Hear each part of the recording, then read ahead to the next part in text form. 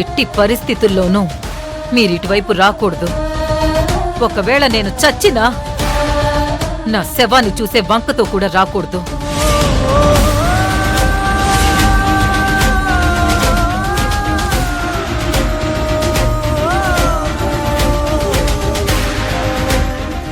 ఒకవేళ నాకు మగపిల్లలు లేరని నీ భర్తతో నాకు తలకురివి పెట్టిద్దామనుకుంటున్నావేమో, అది కూడా కుదరదు.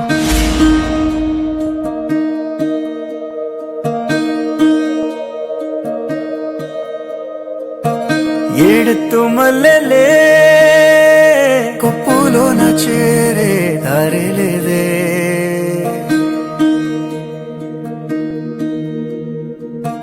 నీ తోడు కోయిలే పొత్తుగుకే వేళ కోయలేదే,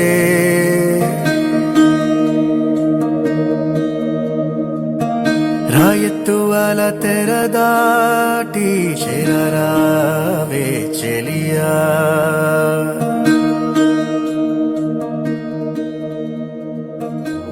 నీ కంటిరే పక్కలనే కన్నీటిలోన కాదనే. ఒకవేళ నేను చచ్చినా నా శవాన్ని చూసే వంకతో కూడా రాకూడదు.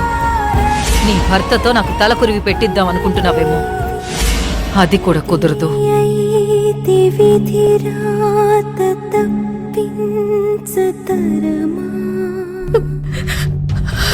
కావేరి, ఏంటిది?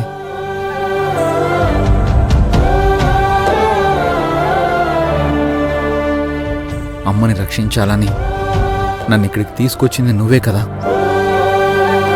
నువ్వే ఇలా అయిపోతే ఎలా? అర్జున్ బాబు, అత్తయ్య ఎంత మాట అన్నారో మీరు చూసారా? నట్టింట్లో నిలబడి చావు గురించి మాట్లాడారు. మనమంత దుర్మార్గులమా? ఆవిడ చావు కోరుకుంటామా? కావేరి పొన్ను అన్ని ఏదో కోపంలో మాట్లాడింది. దాన్ని పట్టుకొని నువ్విలా బాధపడితే ఎలా అమ్మా? లేదు కాకమ్మా, నేనన్న మాటలకి నిజంగానే అత్తయ్య బాధపడుంటారు, లేకపోతే అలా మాట్లాడరు. అత్తయ్యతో అంత కఠినంగా మాట్లాడటం నాకు బాధగానే ఉంది. కానీ అత్తయ్యని ఆ సరోజ రూపాల నుంచి రక్షించుకోవడానికి నాకు ఇంతకంటే మరొక మార్గం కనిపించలేదు. నువ్విప్పుడే ఇలా అయిపోతే ఎలా కావేరి పొన్ను? ముందు ముందు నువ్వు ఇంకా కఠినంగా ఉండాల్సి వస్తుంది. లోకం కోసం పరమశివుడు విషాన్ని మింగినట్టు నువ్విచ్చేది సంఘటనలన్నీ భరించాల్సిందే.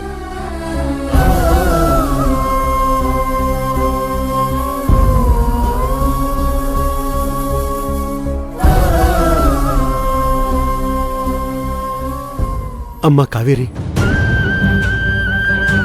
ఇంటిని కాపాడడం కోసం నిన్ను రమ్మన్నానే కాని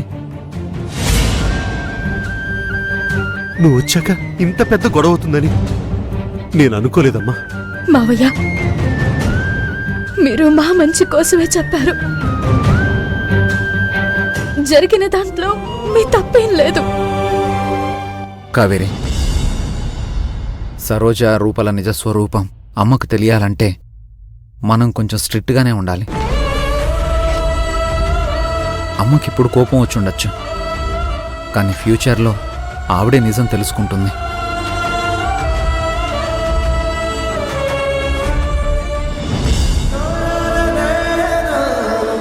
కావేరిని ఓదార్చగలిగాను, కానీ అమ్మ మాటలు విని నా మనసు కూడా తట్టుకోలేకపోతుంది.